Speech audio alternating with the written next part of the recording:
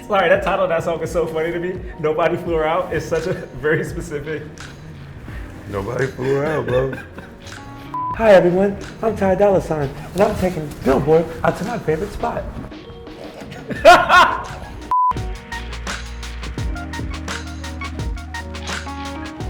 Yo, what it is?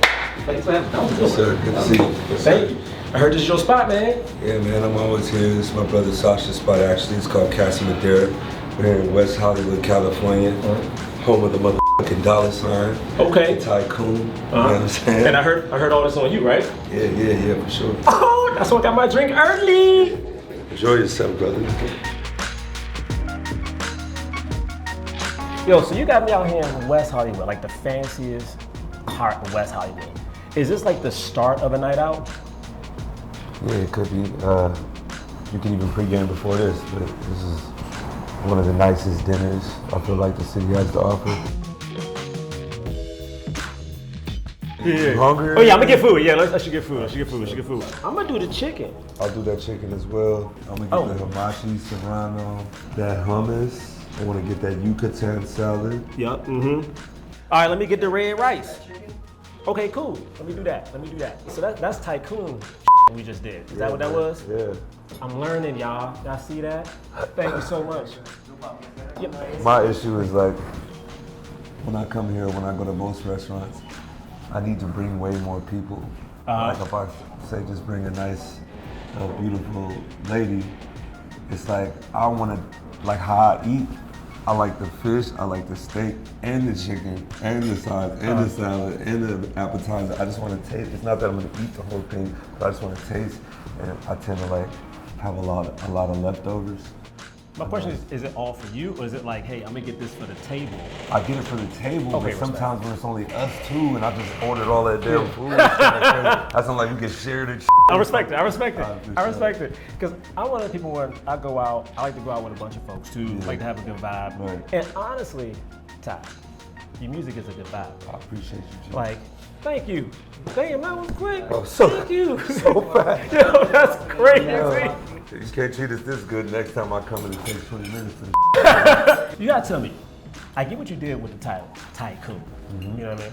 Because your name's in it. But can you break down what does that mean? Like, what is a tycoon? A tycoon is a boss. Came from a Japanese word, tycoon, which means like great lord. It's the same thing, great boss, like the best at your craft, the top of your game, right?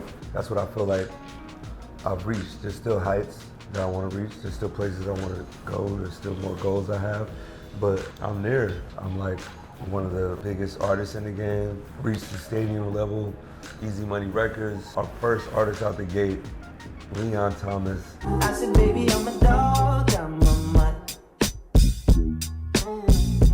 Crazy! The biggest R&B artist, one of my dreams to own a building in Hollywood. 3 studios at the bottom, crazy record company at the top, but like just state-of-the-art architecture. I'm having real estate, just so many things, man, that I'm tapping into. My daughter, though, probably my greatest accomplishment ever, which is crazy because it's like 2005 when my daughter was born. Even the lead up to it, right? I was like so scared and so broke and not knowing what was gonna happen. And 2009, right?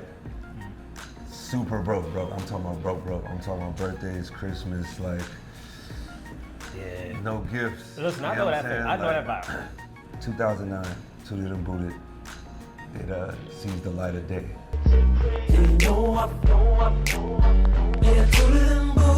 But at the same time, YG goes to jail. Wait, but let me ask you about that though, because Yeah. Tooted and Booted, I remember when that dropped. Yeah. What was the moment when you felt like, I made it? Like did you have that first moment like, yo, is gonna be all right? Yeah. Not there. Really? People heard it. We started to do parties, people are singing it. When I was doing research, I heard about the group you were with before. It was like you, it was like Ty and Corey. Yeah. And it had such a vibe. It was like live music, it was like soul. Do you think y'all were just ahead of your time when y'all was doing that back in like, was that 08? We were from 04, but all the way up until 08. It was like a 4-year run. Me and him just making mad songs. Ended up locking the deal with this dude, Venus Brown, who put us with Justin Timberlake and Will I Am. Like I said, I'm thinking I'm making it there, right? And then, cool. That team fell out. So then I'm back to the drawing board again.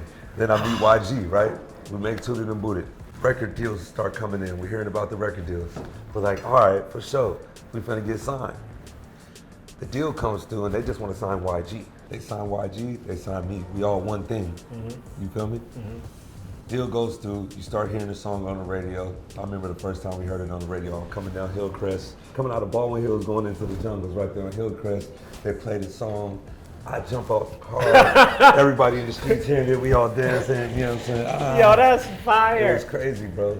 You hear it on the radio, but they only saying YG, Tooted and Booted, YG, Tooted and Booted. But he's a real one. He's taking me to the interviews. He's taking me doing shows. We're doing them in Hollywood and stuff like that. Like the first Hollywood shows outside of the hood shows and the parties. And first show, he walk out with like a 10 stack. You feel me? 10,000, right? He give me $400 for coming to do the hook. He give Mustard $400 to come do his DJing, right?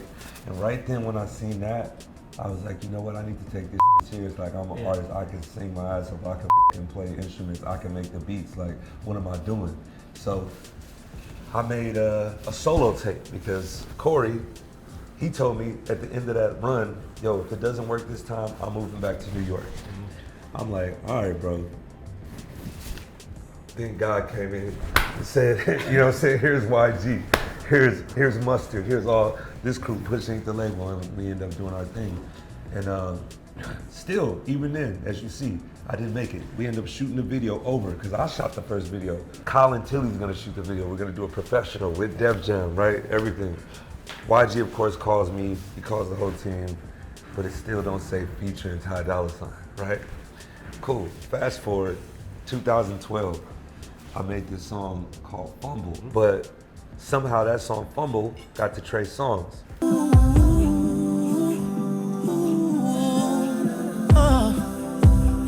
When Trey Songz heard that, he recorded it, and it ended up being one of his hits at the time. Then I met him at this club called Playhouse out here, right down the street from here. Trey Sinatra and Charisma's right there. They're like, yo, Trey Songz walking in. I'm like, perfect. I'm about to holler and tell him I made the song. I'm like, yo, I'm that made Fumble. We gotta work some more. He's like, oh yeah, da-da-da, you gotta pull up that crazy, da-da-da-da-da. So I end up pulling up. I play my music. He's like, yo, you gotta meet my manager. His manager is Kevin Lyles. Kevin Lyles used to run Def Jam. He used to run all these different labels. But has there ever been a track that you thought was going to be a hit and it didn't work out, but one that just caught you completely by surprise? Yeah. There's one sometimes that I know, like, as soon as I recorded Paranoid. Yeah, I'm paranoid, I'm tripping. I've been smoking and sipping. It gave me the same feeling that I used to get when I was a kid when I heard BBD, Poison, right? Girl, I must warn you. I sense something strange. All the girls in the studio that night were vibing to it. When we made Carnival, it was just undeniable, like I knew it. At the same time, when me and Rich first made it, it was like I was hesitant to play it because I just didn't feel like it was gonna work for that project. Right when you heard it like get almost done, you knew. She brought it like she's flags. We turn up to the max. I whop her from the back. You know, it's like certain joints you know.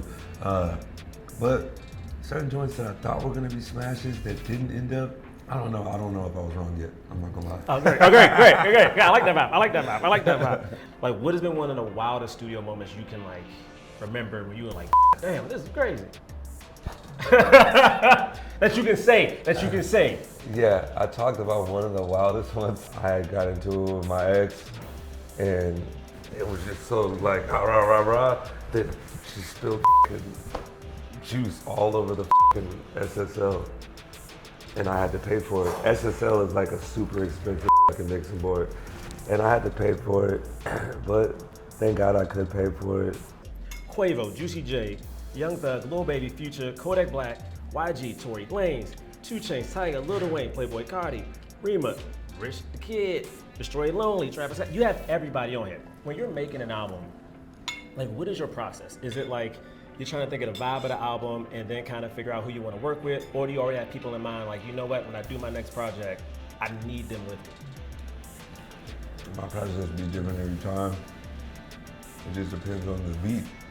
It depends on the song, like the vibe you're trying to come across with, like the whole vibe of the album, the title of the album.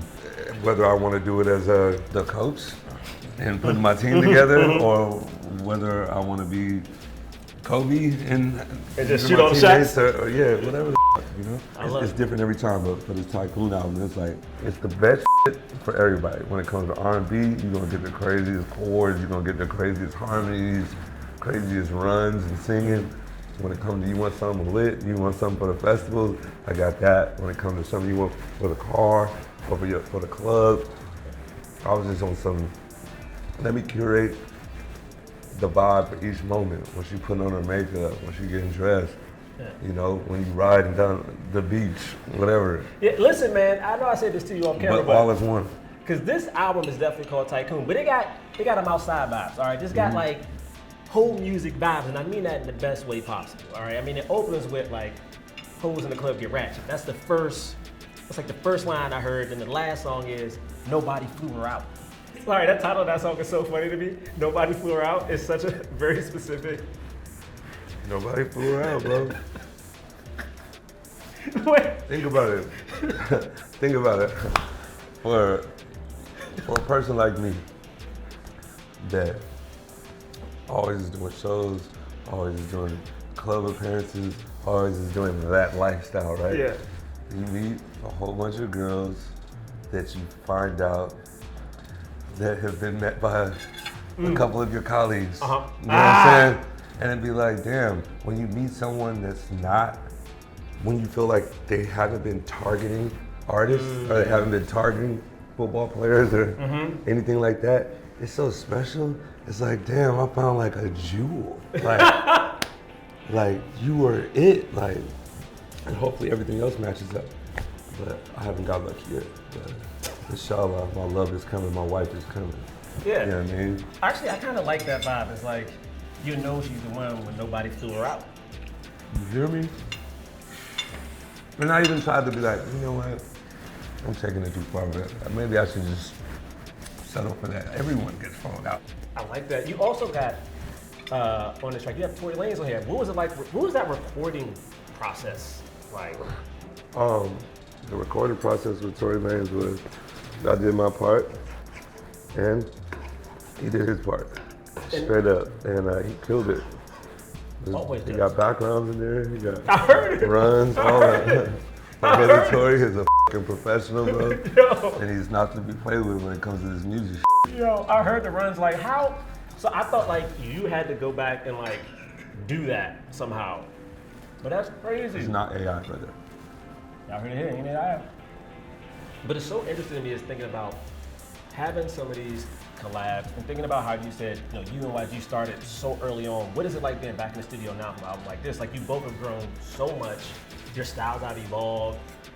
Is it? You trying to call me Unc? No, I ain't. Listen, I'm a millennial too, bro. Listen. No, don't get it twisted.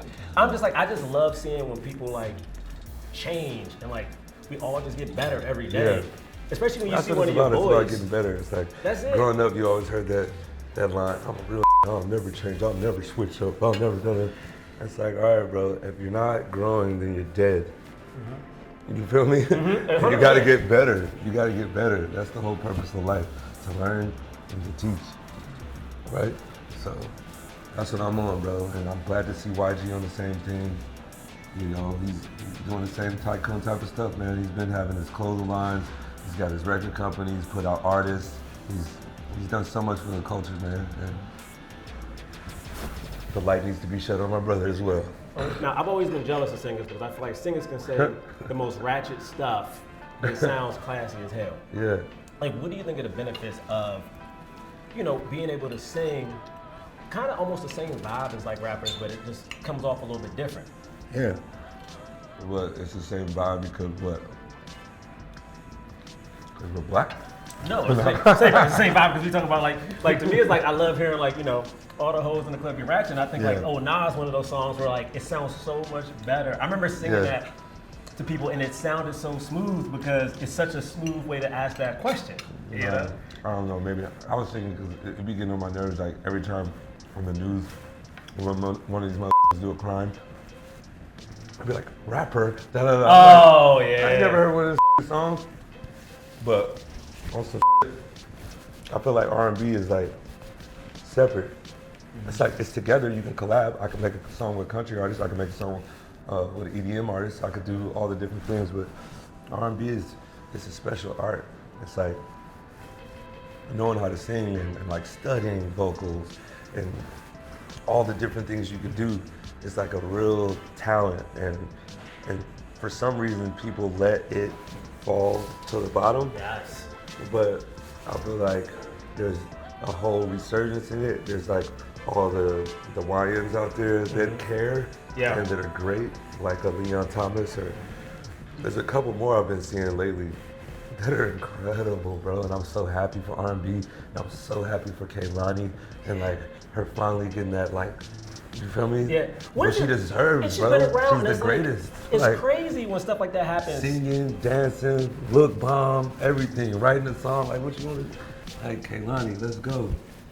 Like when I think about the resurgence of R&B, I think about like the runs people could hit. Like I think about the, you know, singing in the rain when you're like trying to, baby, come back. You just shirtless, open. Stevie Wonder, the master of runs, course. the creator of Of runs, course. like, you know what I mean? Like, he already did all the shit, you know, but there's people like Avery Wilson. Yes. That is incredible. You feel me? Yes. Like, there's new runs. I was singing this song to you. I feel like it's going up, man. It's just like people just gotta keep on caring. And like, even though it may not be the biggest genre right now, make a great song and it's gonna do what it does, man. And it's gonna bring everybody together, every race, every sex, everything. And we all gonna be singing that shit. You feel me? So just keep on doing your thing. I used to be a big fan of Documentary Now. Yeah. And you pop up on an episode. Wait a second, bro. I'm like having a like, You remember? my fucking Apple is spinning. Our fixer is none other than our good friend, streetwise rapper, Dolla ign. Yeah, I'm paranoid. It is you. And it's so random. This is exactly why I stopped drinking now. Because, you know, Wiz said it to me one day. He did this one tour. Wiz was like, I'm quitting drinking. And he really did it the whole time. And when he got back, I'm like, how'd you do it? He's like, man, I remember the whole fucking tour. And I was like, damn. And that was like one of the first things that got me like to stop. And then my little homie Neon, when he got at me on some Muslim shit, and I'm just drinking, I'm just like, all right, I'm stopping. Okay, I respect that. Yeah. Especially here, I remembered the whole tour. Yeah, that's enough. Yeah.